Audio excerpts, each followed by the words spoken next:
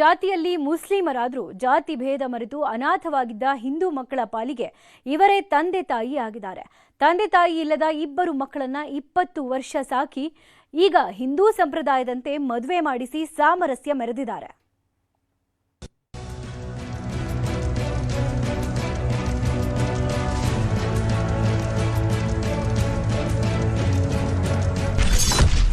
ಹಿಂದೂ ಮಕ್ಕಳಿಗೆ ಮುಸ್ಲಿಂ ದಂಪತಿಯೇ ಆಸರೆ. 20 ವರ್ಷ ಸಾಕಿ ಹಿಂದೂ ಸಂಪ್ರದಾಯದಂತೆ ಮದುವೆ. ಜಾತಿ ಧರ್ಮ ಅನ್ನೋದು ಜಗತ್ತಿನಲ್ಲಿ ಬೇರೂರಿ ಬಿಟ್ಟಿದೆ. ನಾನು ನನ್ನದು ಅನ್ನೋದೇ ತುಂಬಿ ತುಳುಕ್ತಾ ಇದೆ. ಅದರಲ್ಲೂ ಹಿಂದೂ ಮುಸ್ಲಿಂ ಅಂದ್ರೆ ಬದ್ಧ ಶತ್ರುಗಳು ಅನ್ನುವಂತಾಗಿದೆ. ಎರಡು ಧರ್ಮಗಳ ಮಧ್ಯೆ ಆಗಾಗ ನಡೆಯುವಂತಹ ಜಗಳಗಳು ಅದೆಷ್ಟೋ ವಿವಾದಗಳಿಗೆ ಕಾರಣವಾಗ್ತಾ ಇದೆ. ಆದ್ರೆ ಭೂಮಿ ಮೇಲೆ ಇರೋದು ಒಂದೇ ಕುಲ, ಅದೇ ಮಾನವ ಕುಲ. ಜಾತಿ ಭೇದ ಯಾವುದೂ ಇಲ್ಲ. ಹಿಂದೂ ಮುಸ್ಲಿಂ ಒಂದೇ ಅನ್ನೋದಕ್ಕೆ ಇಲ್ಲೊಂದು ಮುಸ್ಲಿಂ ಕುಟುಂಬ ಸಾಕ್ಷಿಯಾಗಿದೆ. ಅನಾಥರಾಗಿದ್ದವರನ್ನ 20 ವರ್ಷ ಸಾಕಿ ಸಲುಹಿ ಹಿಂದೂ ಸಂಪ್ರದಾಯದಂತೆ ಮದುವೆ ಮಾಡಿ ಎಲ್ಲರ ಗಮನ ಸೆಳೆದಿದ್ದಾರೆ.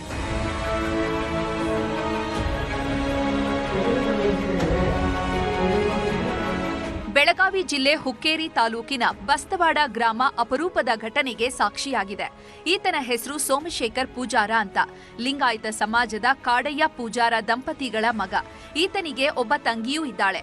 ಆದ್ರೆ 20 ವರ್ಷದ ಹಿಂದೆ ಅನಾರೋಗ್ಯದ ಸಮಸ್ಯೆಯಿಂದ ಕಾಡಯ್ಯ ಸಾವನ್ನಪ್ಪಿದ್ರು. ತಂದೆ ಸಾವಿನ ನೋವೇ ಇನ್ನೂ ಕಡಿಮೆ ಆಗಿರಲಿಲ್ಲ. ಅಷ್ಟರಲ್ಲಾಗಲೇ ವಿಧಿ ಇವರ ಬಾಳಿನಲ್ಲಿ ಮತ್ತೊಂದು ಆಟ ಆಡಿತ್ತು. ತಂದೆ ತೀರಿ ಹೋದ ಒಂದೇ ವರ್ಷದ ಅವಧಿಯಲ್ಲಿ ತಾಯಿಯೂ ಸಾವನ್ನಪ್ಪಿದ್ರು. ಇದರಿಂದ ಇಬ್ಬರು ಮಕ್ಕಳು ಅನಾಥರಾಗಿದ್ರು. ಸಂಬಂಧಿಕರು ಸಹಾಯಕ್ಕೆ ಬರಲೇ ಇಲ್ಲ. ಆಗ ನಿಮ್ಮ ಪಾಲಿಗೆ ನಾವಿದ್ದೇವೆ ಅಂತ ಆರೈಕೆ ಮಾಡಿದವರೇ ಈ ಮೆಹಬೂಬಾ ನಾಯಿಕವಾಡಿ ಹಾಗೂ ನೂರುಜಾನ ನಾಯಿಕವಾಡಿ ದಂಪತಿ. 20 ವರ್ಷದಿಂದ ನಮ್ದು ಅವ್ವ ಅಪ್ಪ ಇದ್ದಂಗೆ ಅವರ ನಮಗೆ ನೋಡ್ಕೊತ ಬಂದಾರ್ರಿ. ಮೊದಲಿಂದ ನಮ್ಮ ಮಮ್ಮಿ ಹೇಳಿದ್ದು ಒಂದ ಮಾತಿಗೆ ಅವ್ರು ಆ ಮಾತಿಗೆ ನಿಂತ ನನ್ನ ಮದುವೆಗಿದ್ದು ಎಲ್ಲ ಮಾಡಿಸ್ಯಾರು.